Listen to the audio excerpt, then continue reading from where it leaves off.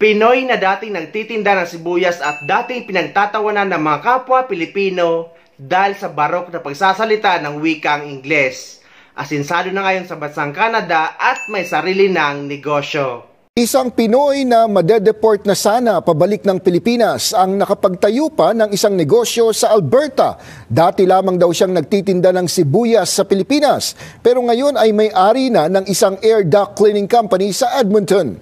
Narito ang report.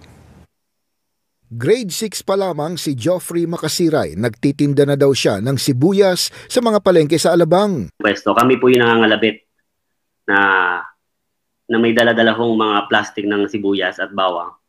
So most of the time inahabol kami ng mga may pwesto kasi nga nabilis sila dun sa pwesto yung mga mamimili, at the same time kami kumakalabit sa kanila just to offer the onions and the garlic. Tapos pagdating sa school, inaasar na nila ako na parang nakita ka ng nanay ko, nagbebenta ka ng sibuyas, ganyan. Tapos, yun nga, parang alam mo naman yung mga bully-bully natin dun sa school, sa Pilipinas. Pero napaglabanan ko yun. Then kasi kailangan kong kumita for myself and for my family kasi wala akong baon ng elementary. Nang makatuntong ng kolehiyo, nag-service crew naman si Makasiray sa isang fast food chain para matustusan ang pag-aaral. Ang parehong fast food chain ang nagdala sa kanya dito sa Canada. Pero isa sa pinakamalaking problema niya ay hindi ang lamig sa Alberta, kundi ang pagsasalita ng Ingles. Pero yung pakikipag-usap sa customer, nahihirapan ako. But the most hardest one is yung kapwa mo Pilipino, na pag nagsasalita ka ng English na barok, they will parang pinagtatawanan ka. At pero na-overcome naman po. Kaya lang, nang matapos ang 2 taong kontrata, nasampahan siya ng deportation order ng immigration. I don't have the status anymore. Tapos naubos ko na po yung yung 90 days ko na binigay sa akin ng Canada. So they give me a date to leave Canada, or else they will parang forcibly deport ako sa papuntang Philippines.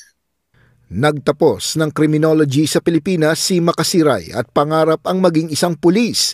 Ngunit nang makilala ang ngayon kanyang asawa sa simbahang kanilang pinupuntahan, dito na nagbago ang buhay ni Makasiray.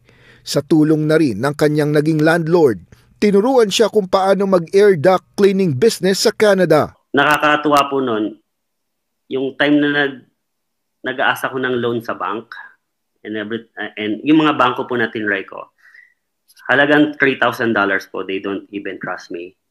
Ngayon, isa na si Makasiray sa mga hinahanap-hanap na air duct cleaning company sa Alberta. Lahat po ng equipment na meron kami ngayon sa bahay or sa business, wala po akong utang. So lahat dun po na-inspire yung mga kaibigan ko na how I started. Naging tatak na daw ng kanilang negosyo ang maging masinop at maingat, mga bagay na isang tatak Pilipino. Kung may magne-neglect or hindi knowledgeable yung maglilinis ng air duct cleaning, ay yung air ducts ng bahay, it can cause fire.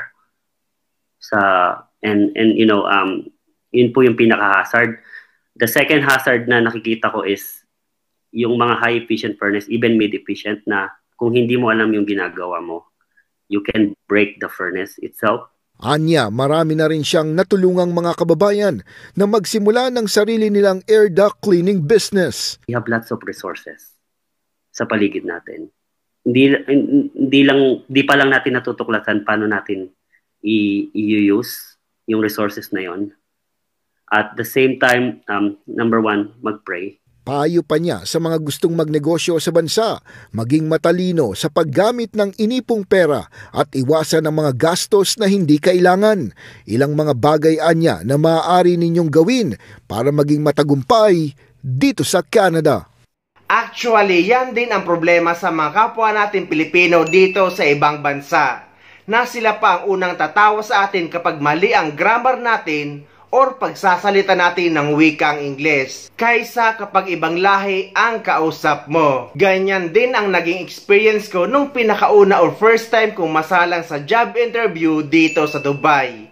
Pilipina ang nag-interview sa akin at hindi ko talaga yun makakalimutan. Dahil nung in-interview niya ako at nung barok ang English ko pero nakakapagsalita naman ako ng straight na English pero hindi nga lang fluent. Sinabihan ako ng kapwa natin Pilipina na HR na nag-interview sa akin na fluent in English ang hinahanap nila.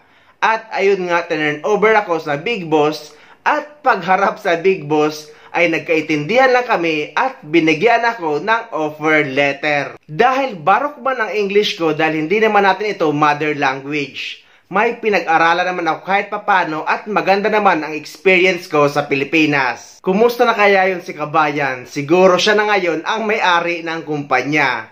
Umalis din ako doon dahil medyo mababa ang offer at meron akong offer na nakuha na medyo malaki. Yun lang talaga ang tumatak sa akin na pinaka first time kong job interview dito sa Dubai. Mind your own dishes. Ha? Mind your own thesis. Ano? Alam ko mind your own business yun eh. Huwag mo ko i-correct, baka durugin ko mukha mo. Huwag ka mag-English. Grong Graham ka. Ha?